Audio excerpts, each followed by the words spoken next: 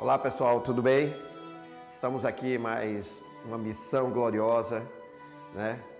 De participar da educação desse mundo, de formar cidadãos uns para os outros, né? Sejam bem-vindos. Meu nome é Carlos Félix, professor de História do 7º ano, professor da Escola Municipal Ildete Lomanto. Um abraço ao pessoal da Ildete e de todos os alunos da rede. Sejam bem-vindos. Professor, que música é essa que eu estou ouvindo? Tem uma música aí ao fundo? Sim, essa música pouca gente conhece. Essa é uma música de Leonardo da Vinci. Ué, professor, Leonardo da Vinci não é aquele que pintou a Mona Lisa, a Última Ceia, que era o gênio, o inventor? Detalhe que pouca gente sabe, Leonardo também era músico e compunha. Essa é uma composição de Leonardo. Ele adorava tocar e que os ajudantes deles tocassem enquanto ele produzia. Vocês estão tendo a honra de ouvir uma música de Leonardo. Em breve estudaremos Leonardo e o Renascimento, quando vamos estudar a modernidade. Bom, vou parar um pouquinho o som para que a gente possa iniciar a nossa jornada pela modernidade. Bom, pessoal, hoje é um dia, não é, que nós temos que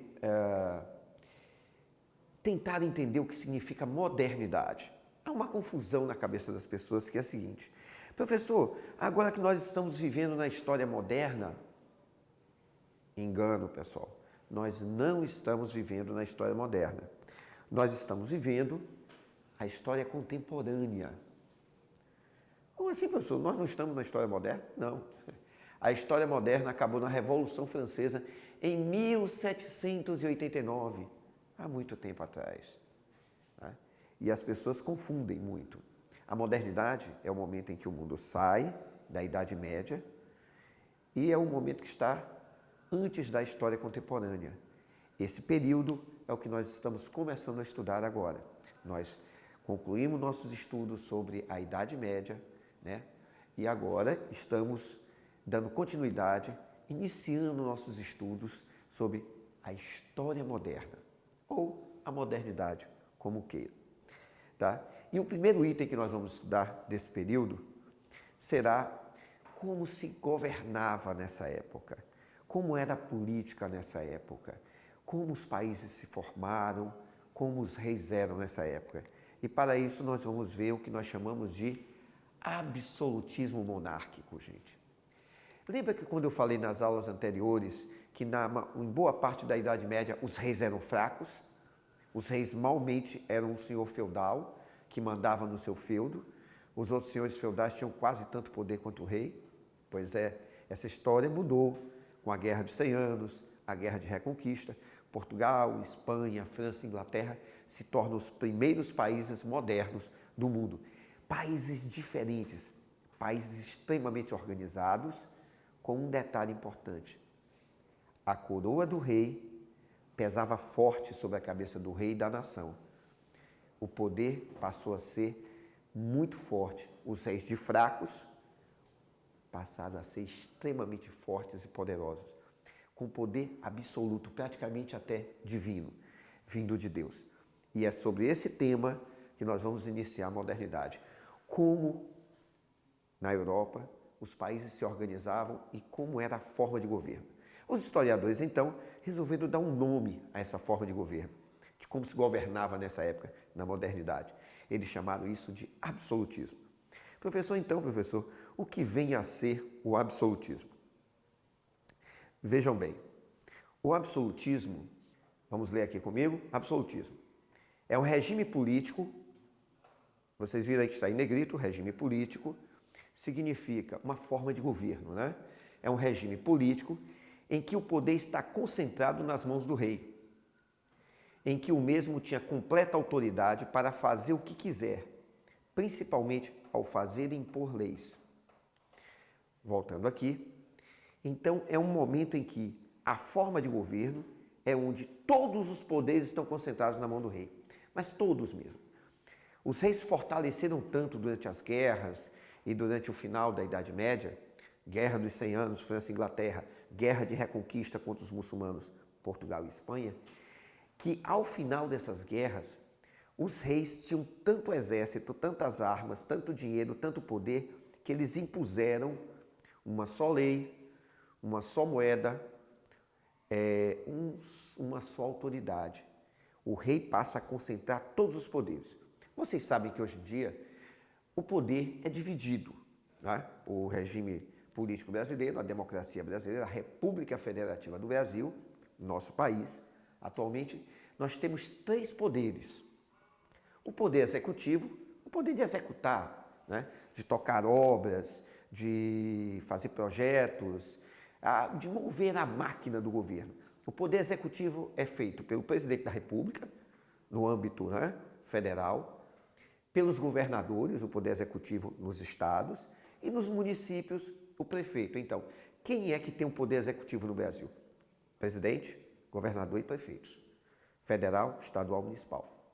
Existe um segundo poder, que é o poder de leis, legislativo. O poder legislativo é o poder de criar leis. No âmbito federal, você tem o quê?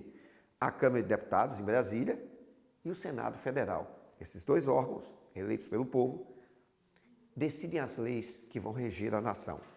E são juntos Câmara e Senado que modificam a Constituição, a lei brasileira. Já nos estados, cada estado tem sua Assembleia Legis de lei, Assembleia Legislativa, que cuida das leis locais dos estados. E cada cidade tem também direito a criar leis municipais, que é conduzida pelos vereadores ou a Câmara de Vereadores. Então você tem um poder legislativo federal, estadual e municipal. E por último, o poder judiciário, que é para decidir questões das leis. O judiciário é um intermediador entre esses poderes e julga divergências, problemas. Então você tem juízes federais, juízes estaduais nos estados, você tem a justiça dividida em trabalhista, né, entre outras, mas são 3 poderes diferentes. Voltando aqui, percebam que no regime absolutista, todos os poderes estavam concentrados na mão do rei. O rei tinha um poder executivo, ele tocava o governo, comandava o exército, etc. Ele tinha um poder legislativo, era ele o rei absolutista, quem criava a lei e mudava a lei a hora que ele quisesse. Não importava, fiz a lei hoje, amanhã não gostei, mudo ela, não tenho que pedir satisfações a ninguém. E por último, o poder judiciário, de julgar. Porque como assim o poder judiciário na mão do rei? Sim, o rei que escolhia os juízes, ao escolher os juízes tinham que obedecer o que o rei mandasse. Se um juiz tomasse uma sentença que desagradasse ao rei, o que é que acontecia? O juiz era demitido, destituído do cargo. Então o rei tinha os 3 poderes em uma mão só: legislativo, executivo, judiciário. Ele tinha o poder absoluto. Daí criasse o nome absolutismo. Poder absoluto, poder total. E durante toda a história moderna, os reis usaram com mão de ferro, com muita dureza, esse poder. E ao poder controlar o executivo, o legislativo e o judiciário, evidentemente, os reis também controlavam a economia. E nós estudaremos na próxima aula a economia do absolutismo, que nós chamamos de mercantilismo. Mas isso é tema para a próxima aula. Continuando aqui. E qual é a origem do absolutismo? Como é que ele surge? Vamos aqui na tela. Teve sua origem com o início das monarquias nacionais. Lá na Idade Média, né, gente? As monarquias, que os reis eram fracos. Ou seja, no fim da Baixa Idade Média. Surgiu da aliança rei-burguesia, em que o rei tinha completa autoridade e apoio dos burgueses e dos nobres. Gente, no final da Idade Média, a burguesia, que eu já expliquei em outra aula, quem são os burgueses? É a classe de pessoas ricas, comerciantes, grandes comerciantes, banqueiros, empresários.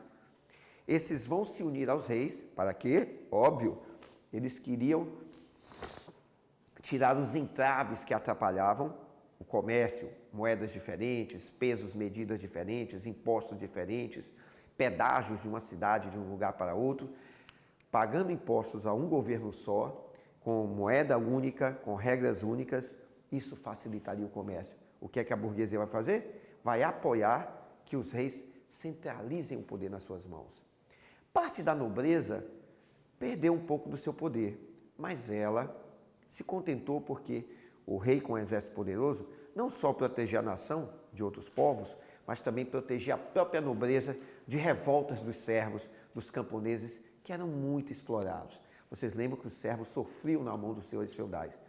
E no final da Idade Média, com a peste negra, a superexploração dos servos, muitos servos começaram a se revoltar. E ter um exército poderoso seria fundamental para manter a organização e os serviçais quietos, com medo do exército do rei. Então, havia uma união de interesses para que o rei tivesse poder. Então, o rei vai exercer esse poder e isso vai beirar a loucura. É quase inacreditável o que nós podemos ver. Esse grande poder de concentração nas mãos, numa época em que as atividades comerciais se expandiam e a burguesia acumulava riqueza. Ao mesmo tempo que na história moderna o mundo começou a ganhar muito dinheiro, lembrando que na história moderna os europeus vão invadir a América, dominar Brasil, Estados Unidos, México, Argentina, vão invadir a África, escravizar africanos, transportá-los para outras partes do mundo, vão invadir a Ásia, os europeus vão ganhar muito dinheiro. A Europa vai se enriquecer. E é óbvio, se a burguesia está ganhando dinheiro, o rei, que controla a economia com mão de ferro, o rei vai se fortalecer, o rei vai ficar mais poderoso ainda. Então, a coroa vai ficar mais forte. Então, o absolutismo se fortalece no momento em que a economia se fortalece. Há um casamento, governo e economia. O fortalecimento da economia e da burguesia foi fundamental também para fortalecer o próprio rei.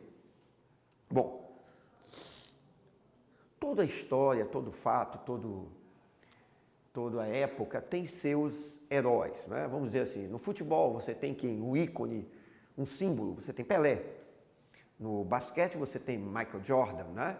Então, na Fórmula 1 você tem o Ayrton Senna. Então, em cada época você tem uma pessoa que ela encarna o símbolo daquela época, daquele esporte ou daquele evento. Tá? E ninguém, gente, encarnou melhor o espírito, a alma do que era ser um rei absolutista, ninguém mais do que o famosíssimo Luís XIV, o chamado Rei Sol. Ele era tão poderoso, mas tão poderoso esse rei da França, Luís XIV, que ele era chamado de o Rei Sol, brilhava como o sol. As coisas que ele fez e as coisas que ele disse até hoje marcaram a história. Ele chegou ao ponto, gente, vocês devem até estar rindo. Ô professor, ele está de peruca, está de meia calça, está de frufru. Não confundam a moda do século XVIII com quem era Luís XIV. Luís XIV chegou a ser o rei mais poderoso do mundo na época dele. E ele ditava moda, ditava elegância. Na época, os homens usavam peruca, maquiagem, é verdade. E essa tela pintada do rei, está lá em Paris, é o primeiro caso de Photoshop da história, gente. Para aí, professor, Photoshop? Não existia computador nem nada na época, não existia nem máquina fotográfica. Mas quando o rei mandou pintar o quadro dele, eles já estavam coroa.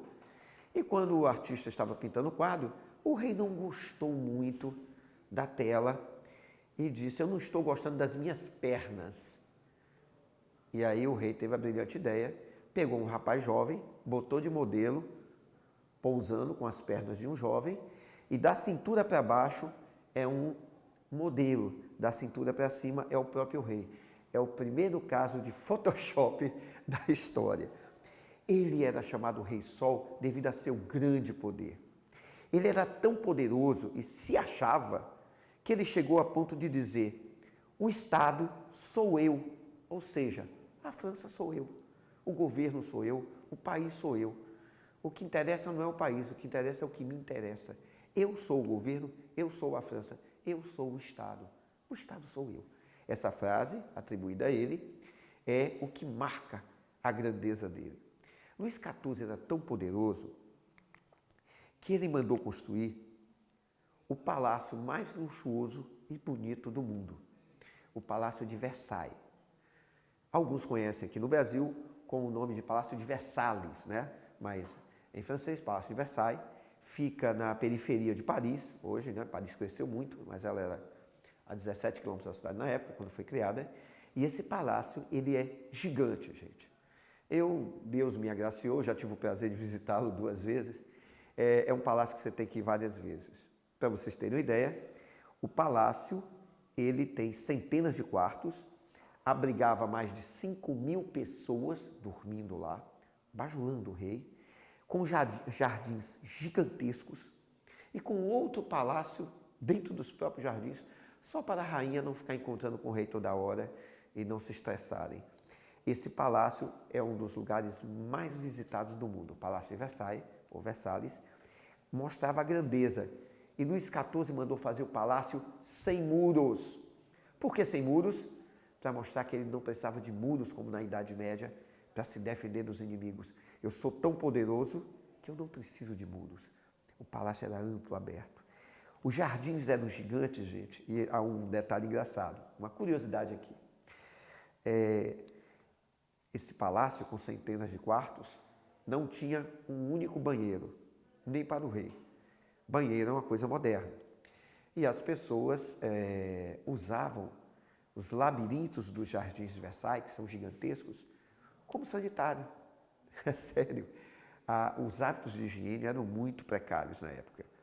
Haviam dezenas de jovens que passavam o dia recolhendo os chamados pinicos dos quartos da nobreza, que raramente tomava banho nessa época. Era um luxo só. O palácio era adornado com cristais da melhor qualidade, com ouro, com obras de arte. O palácio é uma verdadeira obra de arte, um museu vivo. O Palácio de Versailles recebe milhões de turistas por ano. Só que para construir esse palácio, isso consumiu muito da França. A França era o país mais populoso da Europa e a população vivia, 95, 96% da população, vivia na miséria, sendo super explorada pela nobreza e pela igreja e para sustentar a riqueza de Luís XIV. Luís XIV chegava ao ponto de, observem, ele ia almoçar, vamos dar um exemplo. Ele ia para um salão, ele sentava numa mesa no alto de um palco e só ele sentava. Abaixo, no salão, ficavam 800, 900 pessoas em pé, olhando o rei comer. Gente da nobreza, desculpa a expressão vulgar que eu vou usar, mas, digamos entre aspas, puxa-sacos do rei, né? A nobreza palaciana, para admirar o rei comer. Apenas para o rei, Luís XIV, havia uma cozinha com mais de 90 cozinheiros, além de ajudantes. E os pratos do rei eram servidos às dezenas. Vou dar um exemplo. Entrada. Vinha a primeira entrada, uma sopa de cebola, o rei provava uma colher, passava. Vinha um patê de alguma coisa com uma torrada, ele provava. Ele provava 15, 20 entradas. E aí dizia que chegava, agora ele queria comer. Vinha o primeiro prato, um fazão, ele tirava um pedacinho, passava. Vinha um javali assado. Ele tirava um pedacinho, passava. Vinha um porco assado, ele tirava um pedacinho. E aí lá pelo 30º prato ele parava, pedia as sobremesas. E aí vinham sobremesas sobre sobremesas. Que luxo, hein, gente? Pratos exclusivos, individuais, só para ele. Que ele apenas beliscava um pedaço de cada prato. Agora pense no absurdo. Depois que o rei comia quase 1 tonelada de comida feita para ele, toda a comida deveria ser enterrada em Versalhes, nos quintais de Versalhes, para que ninguém tivesse o prazer de comer o que o rei comeu. O povo francês passando fome e Luís XIV comia 1% menos de 1% do que era feito para ele, e ele não permitia que ninguém provasse o que ele provou. Era enterrado, jogado terra em cima, nem aos porcos era dado. Ou seja, havia um exagero na loucura de ser rei. Luís XIV chegava ao ponto de se achar divino, dos reis terem poder divino e, portanto, o poder até de curar as pessoas. Uma vez por mês, as pessoas passavam em frente ao palácio e ele abençoava as pessoas para que elas se curassem de suas doenças. Então, O absolutismo, gente, não ia apenas em o rei controlar o executivo, o legislativo, o judiciário. O absolutismo ia muito além. Era como se o próprio rei fosse a encarnação de Deus na terra. O rei tinha um poder de sugar da sociedade, de mandar e desmandar, cometendo absurdos. E ninguém encarnou melhor esse papel do que Luís XIV, o Rei Sol, o emblema, o símbolo. É como se fosse o Pelé do absolutismo, devido aos seus exageros. Um detalhe, principalmente para quem gosta de moda aqui. Luís XIV, para humilhar a nobreza, ele mudava a moda do palácio de uma hora para outra. Agora a moda é se vestir desse jeito. Todo mundo tinha que correr atrás para mudar suas roupas, que custavam muito caro fazer roupas desse estilo, para acompanhar a moda que o rei ditava. E quem não acompanhasse não poderia entrar e participar das festas do palácio. E com isso ele endividava a nobreza, porque a nobreza gastava muito dinheiro para acompanhar a moda ditada pelo rei. Então o rei ditava moda, ditava regras, ditava leis e controlava a economia com mão de ferro. Ai de quem desobedecesse ao rei. Bom, então vamos fazer uma síntese aqui, né? Uma síntese para a gente começar a organizar nossas ideias sobre o absolutismo. Vindo aqui para a tela, o absolutismo monárquico. O absolutismo monárquico marcou a Idade Moderna, então ele é a marca política da Idade Moderna. Nós estamos vivendo, relembrando que a história é contemporânea. A Idade Moderna acabou faz tempo, que muita gente confunde. Atinge o auge com Luís XIV e Luís XV. O seu filho continuou a construção de Versalhes, aliás, concluiu, né? Ampliou bastante, e o palácio humilhava a qualquer ministro ou embaixador de qualquer país que fosse a Versalhes, via o poder e a grandeza de Luís XIV. O palácio era feito para humilhar quem visitasse. O rei absolutista acreditava que só respondia a Deus por suas ações, ou seja, para o rei só havia uma pessoa maior do que ele, Deus. E ele como um dos representantes de Deus na terra. Afinal, para receber a coroa, o rei era coroado pela Igreja Católica, ou pelo Papa, ou por algum cardeal importante, quando o Papa não podia viajar, né, para fazer a coroação de algum rei na Europa.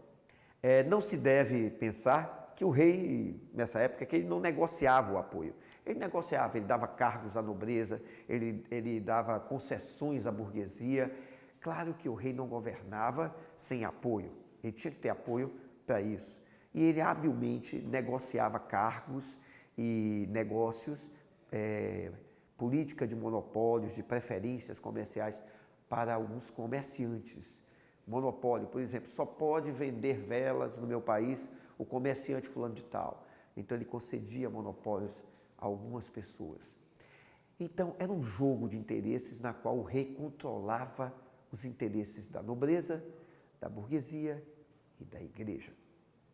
Bom, gente, vindo aqui, então nós temos o apoio ao rei. Como ele era feito? Observem aqui na tela que o rei, por trás dele, quem está por trás dele? O exército. E o exército garante a autoridade do rei. Ao mesmo tempo, os burgueses, né, os comerciantes, apoiam o rei apoia os negócios da burguesia, organizando a economia, botando uma moeda só, leis únicas, unificando impostos. Isso facilitou o comércio, isso foi muito bom para os burgueses. Por sua vez, a igreja dava sustentação ao rei, argumentando que o rei era divino. A nobreza que se sustentava através do rei, garantindo que os servos, os camponeses, continuassem trabalhando e obedecendo à sua autoridade. Então, havia todo um jogo de interesses em que o rei centralizava o jogo de interesses desse período. Isso durou, gente, a história moderna toda. Isso só vai ter fim na famosíssima, incrível Revolução Francesa. Então, nós temos aqui como principais características do absolutismo. Primeira coisa aqui, também chamado, viu gente, de Antigo Regime. Esse período passou a ser chamado também de Antigo Regime. Esse Antigo Regime absolutista, né, em que os reis tinham muito poder, esse chamado Antigo Regime tinha como característica o rei absolutista, uma sociedade estamental, dividida em estamentos, exércitos nacionais organizados, diplomacia, os países negociavam com outros países e o próprio rei negociava com os vários grupos sociais, a existência. A existência era um jogo diplomático o tempo inteiro, um jogo de interesses dentro da própria nação e fora. A diplomacia surge nesse período, a diplomacia como nós entendemos hoje. O sistema fiscal e burocrático extremamente rígido, ou seja, o rei controlava a fiscalização dos impostos, a cobrança de impostos, e era fundamental. Nenhum negócio, nada funcionava no país, entrava ou saía, exportava ou importava sem autorização do rei. Então o rei tinha uma burocracia, um sistema fiscal de fiscalização de impostos muito rígido. E como forma de controlar a economia, os reis adotaram um sistema chamado mercantilismo, que será o tema da nossa próxima aula, ainda essa semana. E o caráter confessional do Estado. O que é confessional, professor? Vou dar um exemplo. Existem escolas do governo, escolas chamadas públicas, existem escolas particulares, que têm dono, vocês já ouviram falar, e tem escolas confessionais. Ué, professor, eu nunca ouvi falar em escola confessional. Confessional é a escola que confessa que ela é religiosa. Exemplo, as escolas da igreja, das igrejas, né? Elas são chamadas de escolas confessionais. Elas confessam que são religiosas e elas não têm fins lucrativos. O Estado, nessa época, os regimes absolutistas, eles eram confessionais. O rei confessava, o meu governo é religioso, o meu governo está ligado à Igreja Católica, o meu governo tem parte com Deus. Eu confesso, o meu governo é confessional, meu governo é religioso. E aí você tem o que nós chamamos de caráter confessional do Estado. Entenda a palavra Estado, como está aqui, viu gente? A palavra Estado entenda mais ou menos como governo. Quando você escreve Estado com letra maiúscula, você está falando de nação, de país, ou mais ou menos de governo. E aqui mais uma imagem de Luís XIV. Engraçado, ele usava sapato alto. A vaidade dele era tanta que ele não admitia ser visto como inferior às outras pessoas. E essa moda de usar sapato alto vai atingir o auge, e vocês meninas sabem que o salto de mulher mais alto chama salto Luís XV, né? Que é em referência aos reis da França que divulgaram essa moda de usar sapato alto. Bom, gente, então uma coisa fundamental, e eu quero que vocês guardem isso, inclusive eu coloquei até uma imagem infantil aqui, feita por um aluno, que é a união rei-burguesia. Graças à união de interesses entre banqueiros e comerciantes, que são os burgueses, os ricos, ao rei, o absolutismo funcionou e foi bom para o rei e por um tempo bom para a burguesia.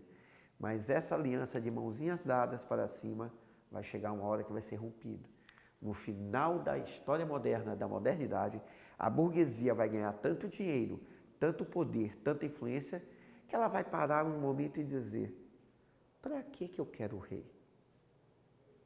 Se quem controla a economia, quem tem o dinheiro mesmo, somos nós, os burgueses. E a burguesia, no fim da Idade Média, aliada ao rei, aliança rei-burguesia, a burguesia vai romper com o rei e vai fazer a famosa Revolução Francesa e vai se separar nobreza e burguesia. Isso vai acontecer na Revolução Francesa. Então, essa aliança, ela é temporária. Tá bom, pessoal? Na próxima aula, falaremos um pouco sobre os teóricos do absolutismo, as pessoas que defendiam o poder absoluto dos reis, e falaremos sobre a economia na época do absolutismo, né? Como os reis controlavam a economia. Isso vai ser bem interessante para todos nós. Pessoal, mais uma vez, fiquem com Deus, um beijo no coração, se protejam, é um momento difícil, mas tudo isso vai passar. Beijão, tchau, tchau.